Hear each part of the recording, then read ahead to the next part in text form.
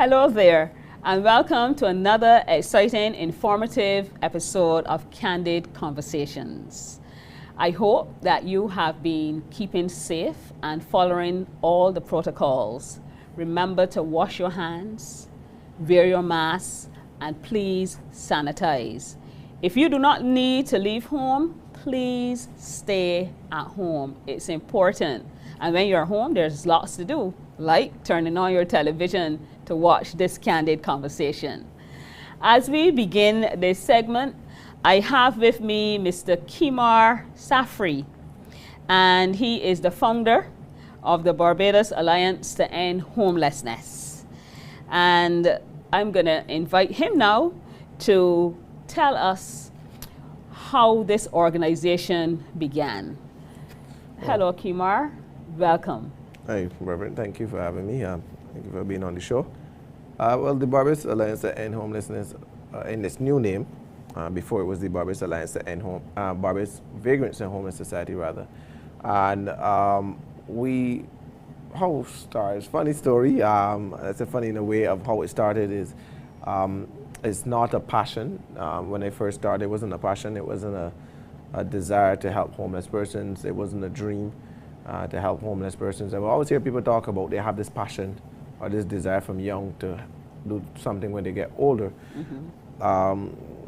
For me, I didn't have any desire, any passion. I just was about living my life as normal as I can. But then when I became a Christian on the 4th of October, I clearly heard from the Lord to go work with the homeless. As a new Christian, you kind of got a zeal and a passion out of this world where you believe you can walk on water from the moment you receive Christ. So I got up and I started the organization, started running, and by the 19th of October 2009, I'm just shy of 15 days after receiving Christ, I would have started the organization. To this day, from 2009 to now, I'm still doing what the Lord have asked me to do with the homeless and do for the homeless and on their behalf. So yeah, that's how we started basically. That is really awesome, a beautiful testimony of how you find your place in life. Mm-hmm. And when you began, how did you get support? What was the response from family and friends or even corporate Barbados? How did that work? Did the church, how did that work? At the time, it was really difficult, and difficult from the point where we were now stepping into what you call new space. A new cause were being shown on Barbados, in the sense that I think all of us knew what homelessness was. We knew what vagrancy was, but we passed it by every day, not considering it a problem, my problem. And so in first starting, it was difficult. We did a few, what we call table support, where we would have gone to different locations, predominantly supermarkets, and we would have spoken to people about our organization, what we plan to do for homeless persons. A lot of negative comments would be, they need a job, these is bums, they waste their life, why help them?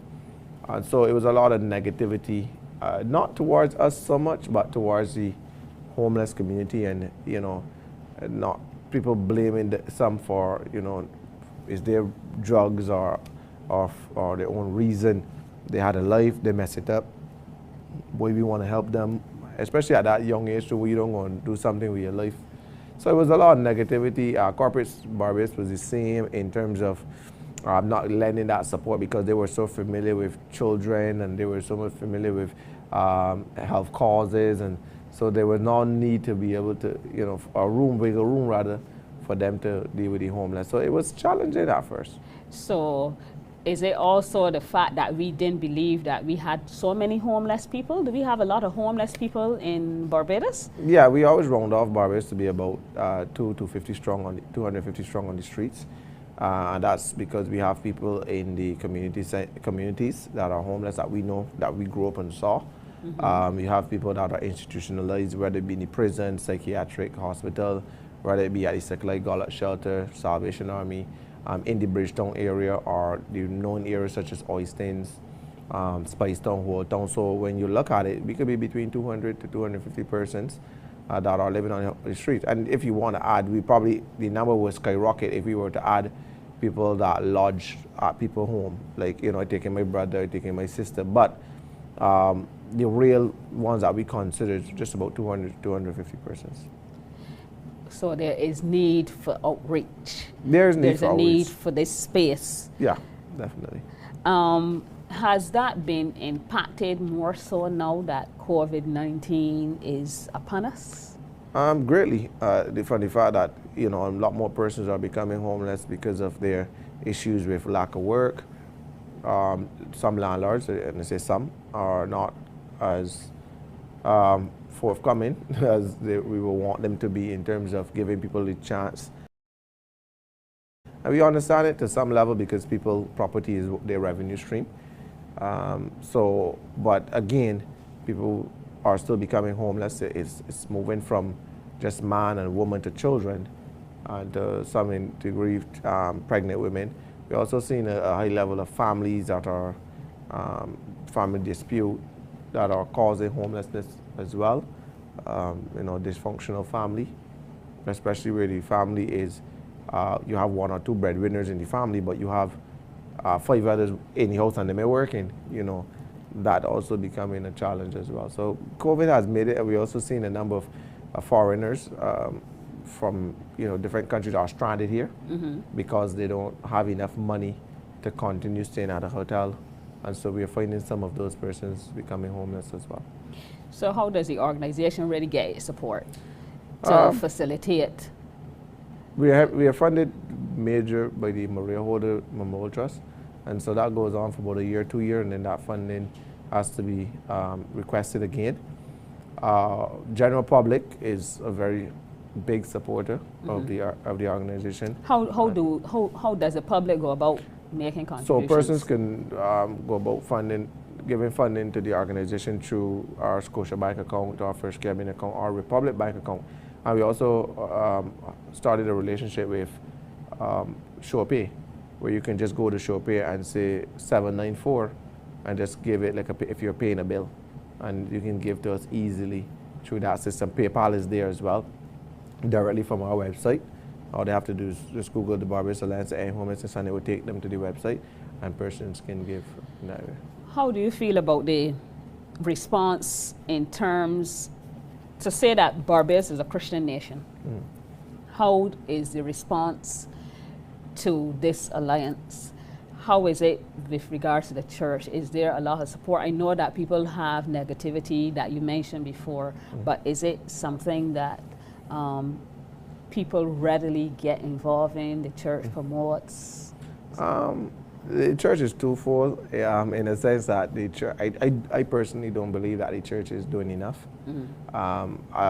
Being a Christian and starting on a Christian footing, I would have believed that the church would have been more active in the support of homelessness. And when I say that, I say it's twofold because over the years I have been in a lot of churches in Barbados, spoken at a lot of churches, with the promise of supporting. And it's not all. I always say the church is not always about finances, because I believe that the essence of what a lot of these men and women need is Christ. And if the church could come up more and on the feeding days especially, and minister to them, talk with them, encourage them. And I think that is where the support from the church is more needed than to say, let's pull money, or if we can't offer this, that's fine, if you can't. But I think the spiritual support is missing from a lot of these guys. And meal support, where they need the meals to really support them and help them. And we are not seeing a lot of meals, especially Christian meals, being that father figure, that mentor. But the church allows me to come in, allows the team to come in, talk, and that's fine. But you want as much as I talk, I want you to come out to and put some action in it. Yes, don't only give the financial support, but actually be there as a presence. Yeah, and that's more important to show some encouragement. Yes. How do we reach the homeless people, and so that they would know that this space is available? how do you go about? Do they find their way to you, or do you find them? We have an on-the-road team that go on the road every Tuesdays and Thursdays, and a part of that team's plan is to find homeless. So we would map out whether we go into Bridgetown and where we will go. So if our known areas are Hero Square, Independence Square, well, this area, Bay Street, is also a well-known area, especially Esplanade, for the homeless, and just by the stoplights they have a guy there as well. So there's one or two spots that we know that are heavily populated with homeless, and we will go to on Thursdays our team drives, so they go to Spicetown, Oistins, and those particular areas, and they will find the homeless person. Now we're basically looking for new persons, and then introduce them to the organization, and then introduce them to come to the shelter, because we have a 90-bed facility that they can sleep in at, on nights, and so we encourage them to come to the shelter, sleep, bathe, sleep, relax. Do you need a ticket to get? Do you have to line up? How is the process? Just come. Just once they come, the shelter wardens will carry them through the process, interview them on the spot, see if they qualify. Now with COVID, what is the qualification? The fact that they're homeless. Just have to be homeless, basically. Anything that is, like if the person comes in the night, our shelter opens at 6, we carry them through the process, and then they have to stay in the morning to deal with a case manager, and the case manager would then finalize anything from there, because obviously in the night we ain't gonna look to turn away anybody, but the case manager in the morning time would then go through the whole plan with them, what we intend to do, if they intend to stay at the shelter, if they're gonna be coming frequently, what we expect of them in terms of no drinking, no smoking, because they do get tests every night. So if they test too high, or if their body show toxic, they're not allowed in the shelter. And that's obviously for cautious purposes, because we don't want anybody falling down the steps. We don't want anybody getting into fights because they're intoxicated.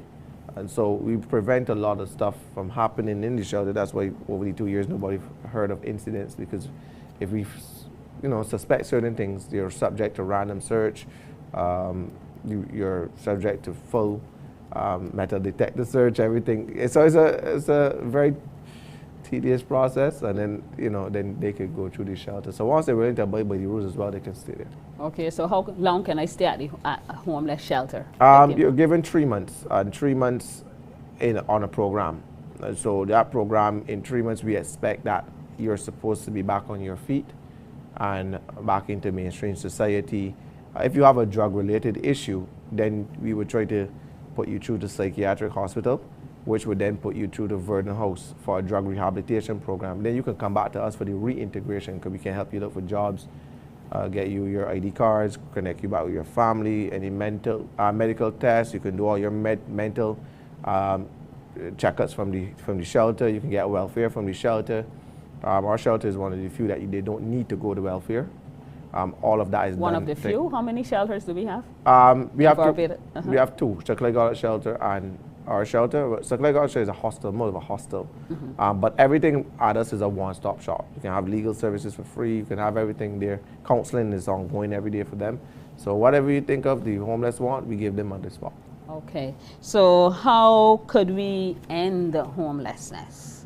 You can't, unfortunately. Or how can we lessen?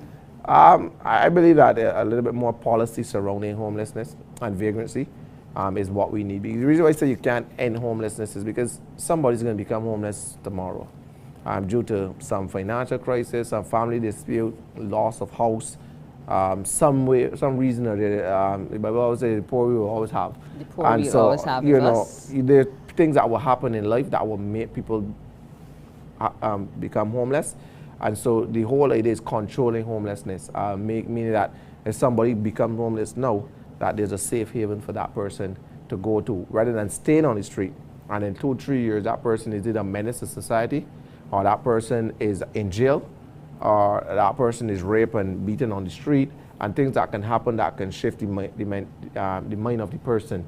And so when you have that, if you have policy surrounding how do we get our worst case scenarios, such as Ninja Man and Ahmed and those guys that are Bessie, those guys that are menace, into institution where we can give them the care that is needed and then seek to rehabilitate them back into mainstream society.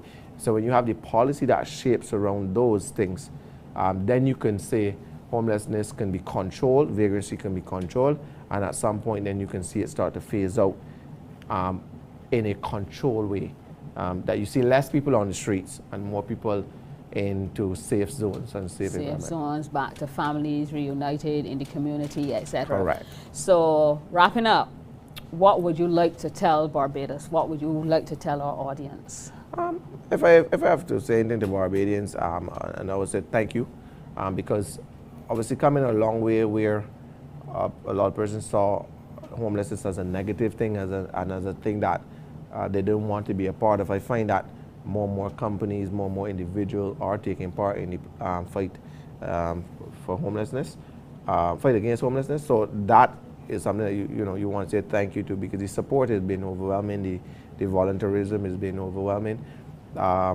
The donations are always coming in, especially with food. I don't know why when people think of homelessness, they always think of food and clothing. So we also have. So you have an abundance of food and clothing. But I would say thank you to Barbados and the general public and the corporate Barbados. And we need some more male support and persons to come in. And not only, yes, we need the donations, which are very important, but we need persons to physically come and be present so that those who are homeless feel still a part of society, because they don't want to be homeless forever. Correct. A lot of missing male figures. So they need that. They need people that will mentor them, guide them, somebody they can call and talk to. So those would be persons that you would like to see. Strong men, help the men that are weak to become stronger. Thank you so much. Kimar, it was a pleasure talking with you on this difficult subject, and difficult because I do not believe anybody wants to be homeless. True. But sometimes circumstances happen. And as a Christian society, we need to be our brother's keeper, and please do our best to help engage all those who are struggling. Thank you. Thank you. So you think you got talent, huh? Well, this might be the opportunity for you. Whether you sing, dance, play an instrument, or do spoken word, then we're looking for you. The Community Independent Celebration Secretariat has been unearthing talent for over 20 years and invites persons of all ages to showcase their unique talents. To apply for the 2021 Parish Talent Shows, simply send an email to cics@barbados.gov.bb or contact your Parish Independence Committee for more information. I can't wait to see what they unearth this year.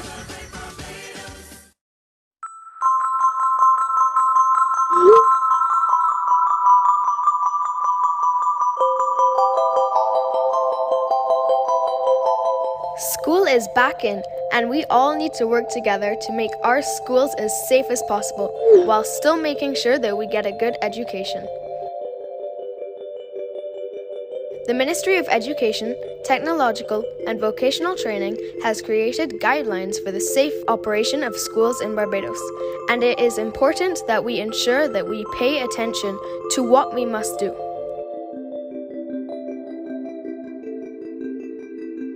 Hi, my name is Kyle. I go to school at the Eiffel School. There is a very simple thing we need to do to help prevent the spread of COVID-19. If you don't feel well, stay home. We know it is probably not COVID, but we also shouldn't take any chances. Just stay home if you do not feel good. And if you have any symptoms of COVID-19, which include fever, dry cough, sore throat, shortness of breath, or loss of smell or taste, then please contact the COVID-19 hotline right away at 536-4500. You must also let your school know if you have any of these symptoms. Let's work together to make our schools safe. For more information, please contact the Ministry of Education, Technological and Vocational Training at 535-0853. And we are back. This time I sit down now to have a chat with a young man whose name is fast becoming a household name in Barbados and across the world, I might say, especially with our technology. And he is none other than Kofi Jilts, saxophonist. Welcome to our show. Hey, thanks for having me.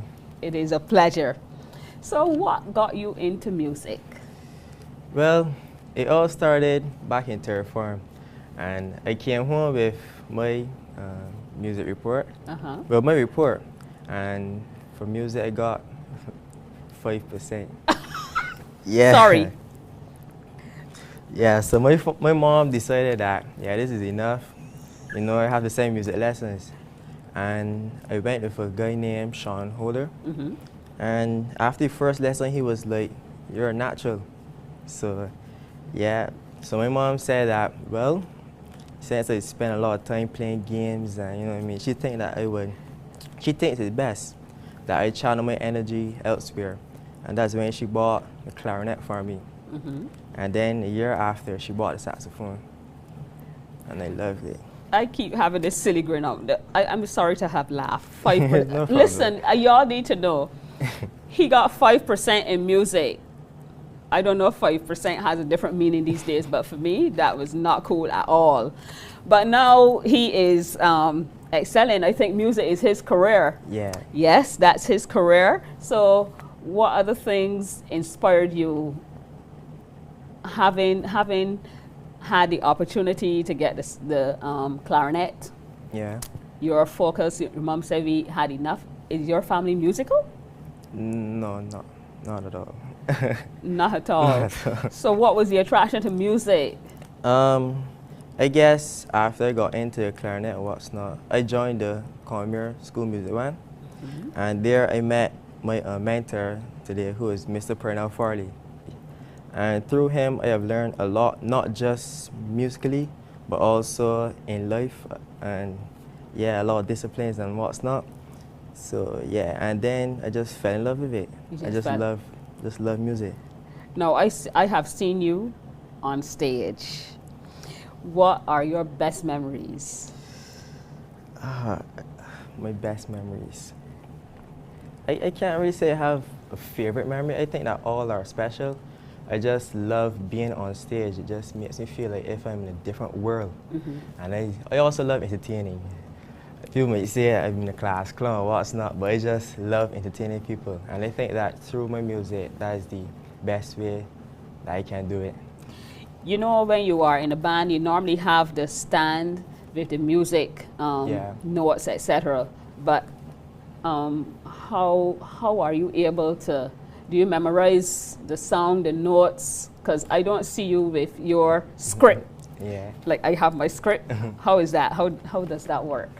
I guess it just comes with practice, and the more practice and the more practicing you do, it becomes like second nature. It trains your ears and everything like that. And when I'm practicing songs, you memorize it, and then it just becomes second nature. Okay.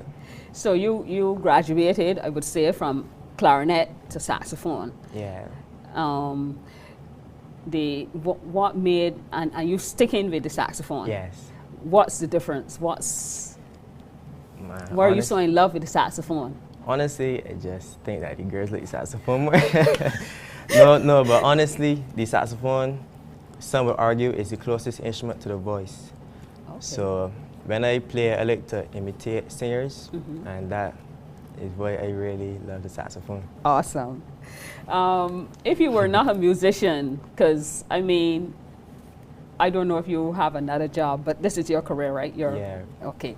So if you were not a musician, a saxophonist, what would you be doing? What would Kofi Jills be doing? Honestly, I love numbers. I think that I would get into accounting or some sort of, you know. And I would just be quote unquote a hustler, you know, just find any way to get money. Okay. And as you perform at various events, and you perform at churches, of course. Yeah. So what is next for you in terms of this sax? You're finished studying, because At Barbados Community College, yeah. you're still at Barbados Community. I You're finished, finished at yes. Barbados Community College, and where else are you gonna go? Where do you see yourself going? Are you gonna go to Germany, wherever? Not that we can travel these days, but what's next? Honestly, I would just like to go where the music takes me. I would hopefully like to further my studies overseas, but everything God's thing. Still in the field of music? Yes, of course. Okay. Do you sing? No. Okay. Because, again, if I started to sing, you would be able to pitch me when you play the saxophone? Yeah, yeah. Okay. So you definitely have to have a musical great ear. Ish. I cannot believe that you, and back to my 5%, I cannot believe that you got 5% and now you just play so magnificently on this saxophone. Okay, so you do solos or you play in a band now still? Well, I do a bit of both. I still play with my band, Cloud9. Cloud9. Yeah. Yes. And I've currently been doing some solo work, recording in my home studio. Just posting In your home because- studio? in my You home have a studio? The Yeah. young man has a home studio? Yes. Yes, he's totally into music. That's great. So the band is Cloud9. Cloud9. How did you guys come up with that? Because I know it's spelled differently. It's the K. Okay. Uh-huh. I guess we just wanted to be unique in a way, and also, you know, Cloud9 means think of Cloud9 as a state of happiness. So that is what we aim You aim for to- every time we perform. Awesome. So how can we reach you? How can we find you if we wanted Kofi to play at our function or party or anniversary, or if we wanted a band? Well, you can find me on Facebook, Kofi Jilts. I also have Instagram, King_Kofi G. King. Yeah, so if you want to reach me, you can hit me up and we can. So you're the king of the saxophone, Yes. musical instrument that everybody loves. I want to thank you so much for sitting down and having this chat with me. And I Thanks for hope having me. that Kofi has been an inspiration to many of you. It does not matter where you start. It is definitely very important how you end. And he is doing extremely well. I wish you all the best with your future endeavors. Thank you very much. You Thanks for are having me. more than welcome.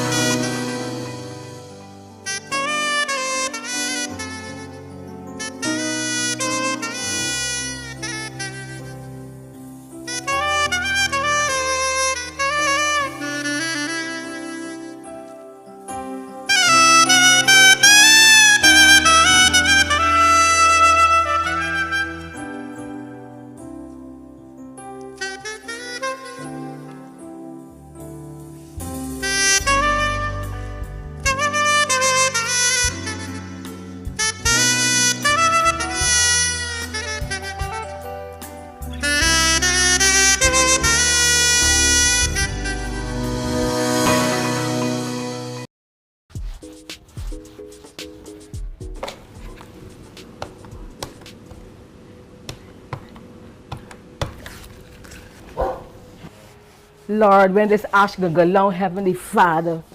Hey, what this is here disturbing me?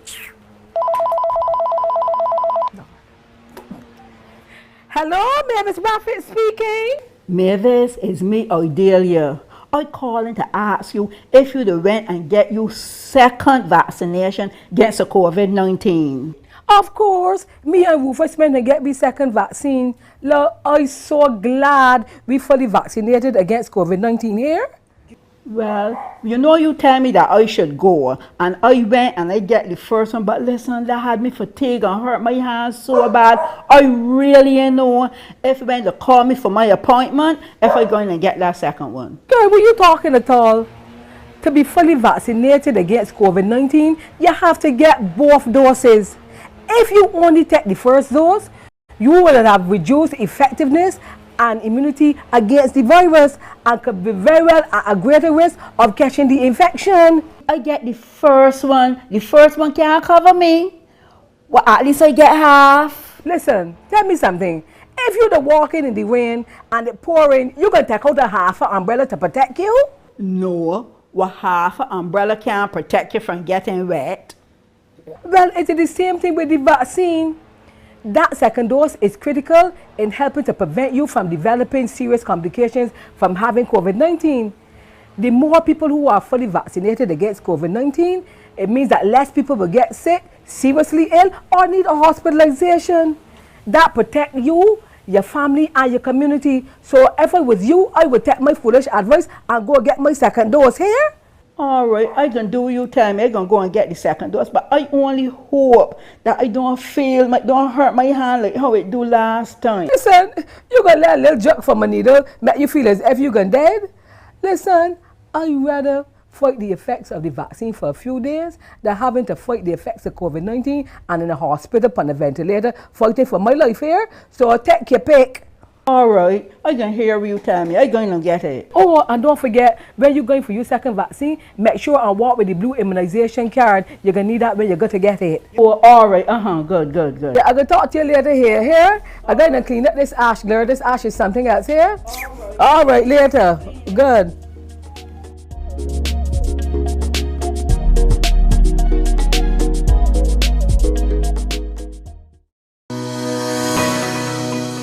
And we are back. Candid Conversations. And I must tell you that it is not only informative for you, it's also informative and enlightening for me. Because our next guest, Java Seeley, he is one of our Caribbean Youth Ambassadors. And believe you me, I did not know that they existed. So I said to him, maybe I'm living under a rock. But he's going to clarify that for all of us, so that we can know exactly what is a Caribbean Youth Ambassador. But before we get to that, he is going to tell us a little bit about himself. So, Java, welcome to Candid Conversations. Thank you very much, Rev Erma. I'm very happy to be here. Yes, please. Caribbean Youth Ambassador. Before we get to that, tell me a bit about you. Well, further to being CARICOM Youth Ambassador, I would consider myself first and foremost just a person, a young person, one who is empathetic, one who loves people and really has a heart for service, especially to young people and to Barbadians. I consider myself a global citizen. But to go further back, I would first say that, well, my name is Java Seeley, as you would have mentioned. I'm a 22-year-old recent graduate of the University of the West Indies Cayfield campus in international relations. I wear many hats, so many sometimes that I can forget. But ultimately, I am a people lover, someone who really does care about policy issues, not necessarily more politics, people empowerment. I love digital marketing. I love technologies.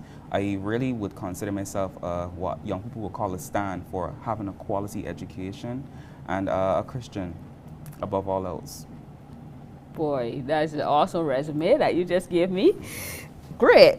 So I'm sure this personality has propelled you into what is a Caribbean ambassador, qualified you for that position. So what is a Caribbean ambassador and how many are they and when do they appear? Is it something that happens yearly? Things like that.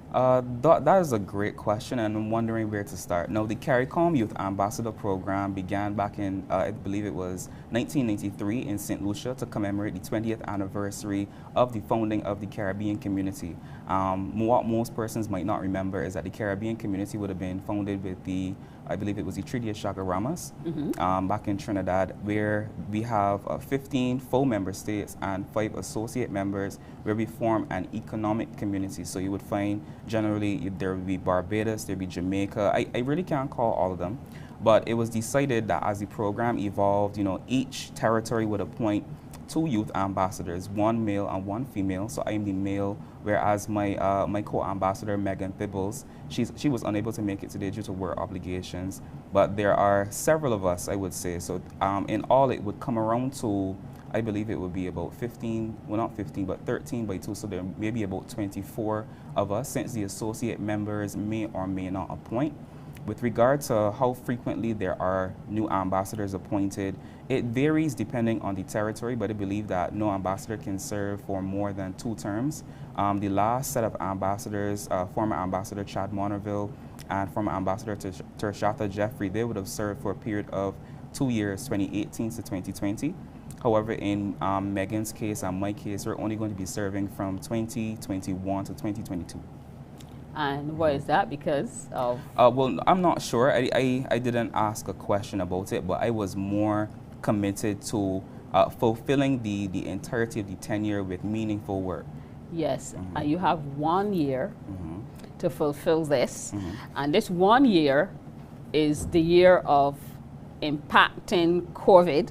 So how does that work? Because you said Caribbean, and I imagine that we're going to be doing some traveling in there, and so on and so forth. So what are some of the things that are expected of you, and how will you and Megan go about fulfilling this mandate? I'm very happy that you asked that question. Most persons think that COVID would be a disadvantage, but I would say that it works in our favor because we can trust in the certainty of digital technologies to actually achieve our goals. So first and foremost, the CARICOM Youth Ambassador has a two-pronged goal, which is really to represent the interests and the feelings of young people to the policy level within the CARICOM Secretariat. And the second role is for us to be able to promote, the Caribbean community and the benefits of its citizenship to our actual young people, connecting both young people across the region and Caribbean people across the world.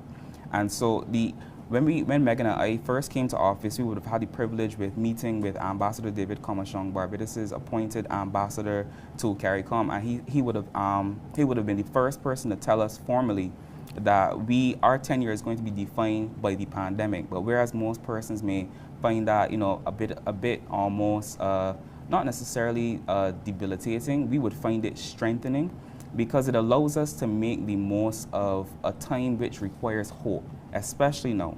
And so most of our projects with regard to promoting young people or empowering them, especially with regard to areas like youth unemployment, mental health across the region, are a lot more doable now than they would have been previously.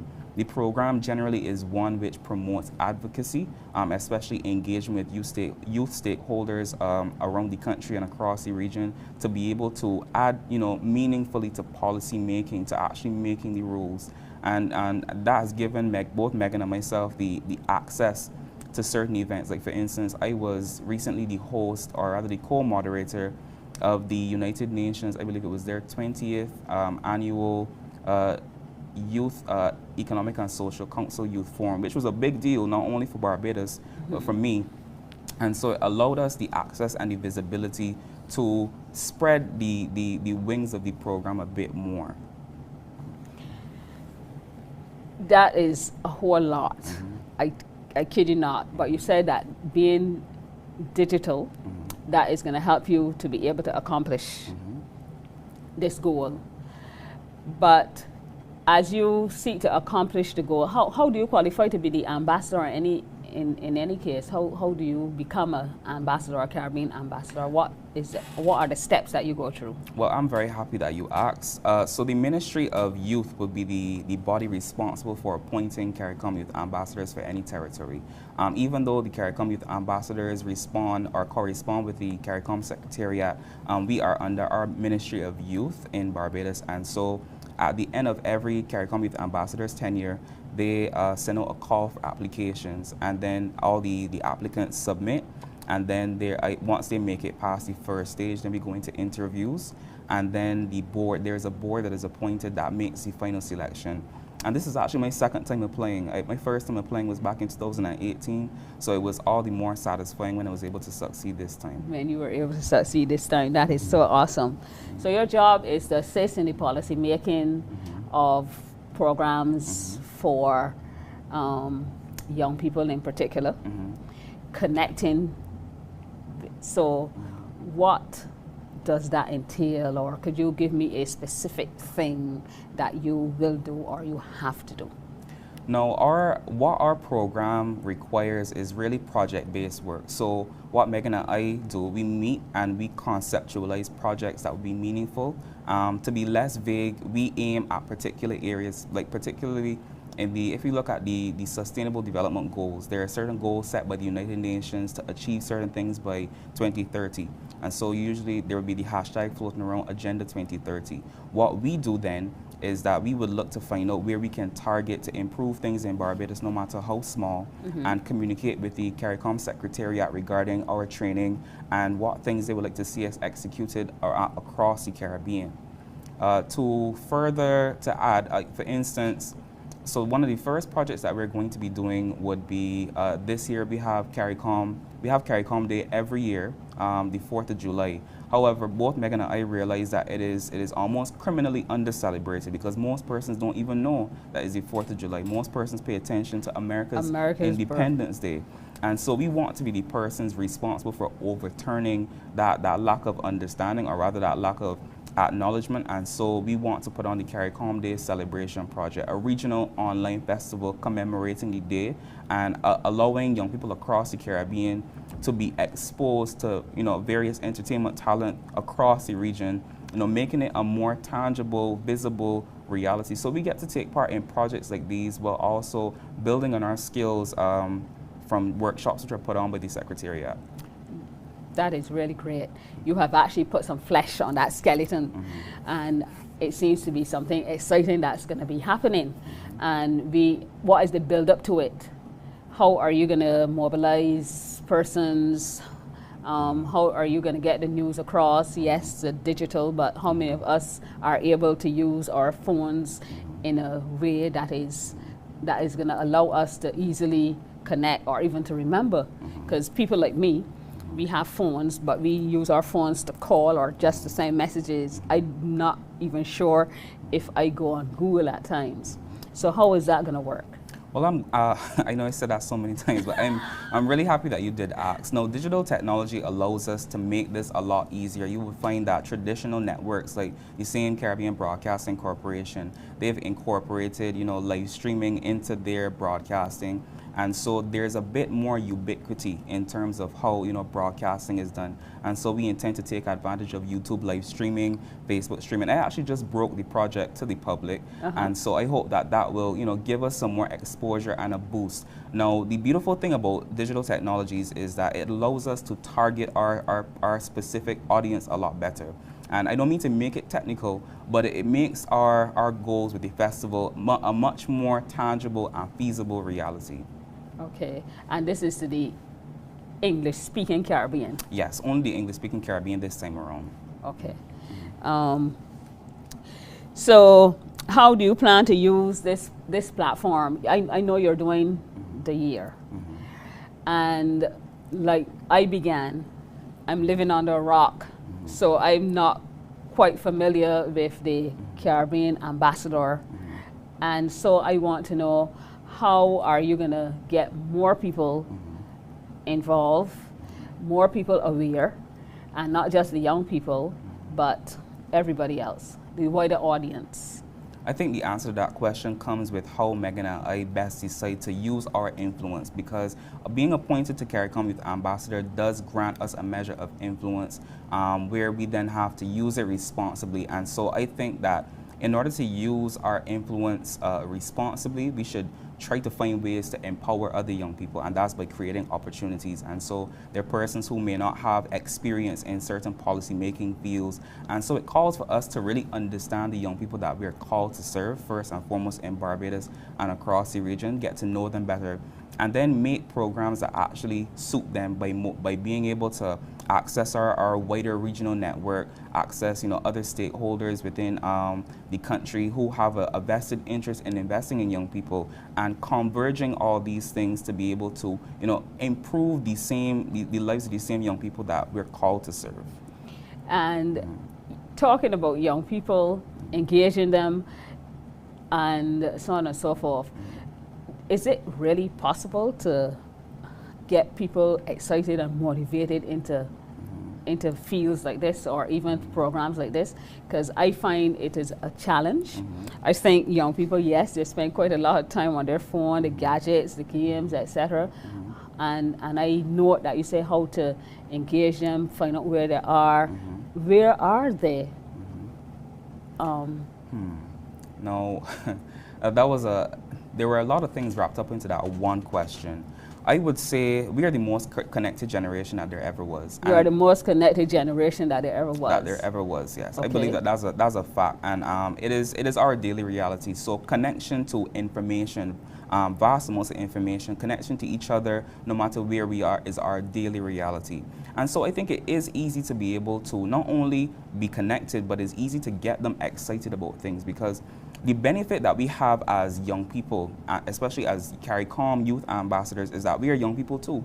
And so it's not as though we have to do a very wide, broad information drive or a huge survey. We still will do surveys, but we have a far greater idea of how young people think. Now, through social media, like especially like for, Twitter, for instance, it allows us to do a lot of social listening and a lot of social monitoring to understand a lot of the issues. So whereas older persons would listen to brass tacks and use that as a means to vent, being able to tweet or being able to send a message on Facebook or do a rant on Instagram, on your Instagram story is the norm. And so it is the combination of all these outlets and capacities to express yourself that we're then able to use that information to our advantage in creating solutions to the problems that young people face. And can you identify some of the problems that you think young people are? Problem number one, youth unemployment. I know young persons are terribly frustrated at this point. That might not be something that we can solve per se, but I would say that there are several problems to choose from. One of them, especially at a time like this, would be mental health. A lot of persons feel extremely pressured about the uncertainty of the pandemic, which nobody saw coming. By the way, there are also issues like the same financial security, which is linked to youth unemployment. There are a number of factors that play into the issues that young people face because they just want to be able to do the things that their parents were able to do, buy land, build a house, start a family, but it is markedly more difficult. Are young people really interested in buying land? And I would say so. I think young people are interested in security just as much as the last generation was, and I can't blame them. I'm one of those young people. I would love to be able to come back to Barbados and not only live and become a responsible citizen like many others, but I would love to be able to experience islands that are so close. I've had the privilege of visiting St. Vincent. That's the last Caribbean island that I've been to. And ever since I've left, I've had a yearning to go back. And so my heart goes out to the people of St. Vincent right now. And I know that other young people share the sentiment of wanting to be able to freely explore the Caribbean region, to be able to reduce the cost of intra-regional travel, given that, most young persons find it criminal that it is, far less expensive to go to Miami or New York than it is to go even to St. Vincent. Or someplace like Grenada or someplace on the farther end of the chain like Jamaica, down south in Guyana. It is easier for us in Barbados given the exchange rate, but expensive is still expensive. And so we want to be able to make Caribbean, more organic Caribbean integration our daily reality instead of having to fight to achieve a certain level of security before we can enjoy that privilege. Java, you are just awesome. And I really wish that we could be able to enjoy that free movement that we have on paper, because it's all in theory. We need to now put it into practice, make it practical. Would you say that the universities are probably the open door to that? Oh, most definitely. As a UWI graduate, I have to completely, praise the University of the West Indies for making, regional integration a more probable reality, in that I am so much more, or rather I should say, I was so much more exposed to, young people just like me from the other Caribbean islands. I've developed friendships with persons from Grenada, from Antigua, from St. Vincent. I even have a Vincentian godchild. I didn't expect that, going into university. But it is my life, and it is because of the University of the West Indies. I would say that we are a lot more integrated than we probably do realize, given that when I used to work at the airport with the BTMI, and being there almost on the BTMI? Yes, the Barbados Tourism Marketing Inc. Yes, right. Go ahead. And so being at work almost on a daily basis, I was able to realize, how frequent travel is to Barbados. At least we used to get flights from St. Vincent and St. Lucia almost daily. We would have, I believe there's multiple flights a week coming from Guyana, coming from Jamaica as well as some of the more, I guess, what you would call traditional source markets like Britain and Canada, and some other, what you would call more exotic islands. But, we are a lot more integrated than we realize. Persons tend to travel frequently between these countries because they have families in either territory. Many persons have, a St. Lucian father, a Barbadian mother, parents of, double nationalities. But what is important is that they're all CARICOM citizens. Yeah, I'm one of those people. I have a Barbadian mother, now a blessed memory. Vincentian mother, now a blessed memory. And so you could imagine when the volcano erupted, I was very concerned. Yes, My peoples are well. They're from Mesopotamia in the valley. And so they're well, but our heart goes out to, you know, all those in St. Vincent and the Grenadines. But even as we talk about this integration, which is necessary, and how can our communities or islands do more to encourage this? Is it something that has to go in the educational system from probably primary school, secondary school, moving up, or only when we get to university? In fact, I think that we are only Caribbean when we have the cricket team.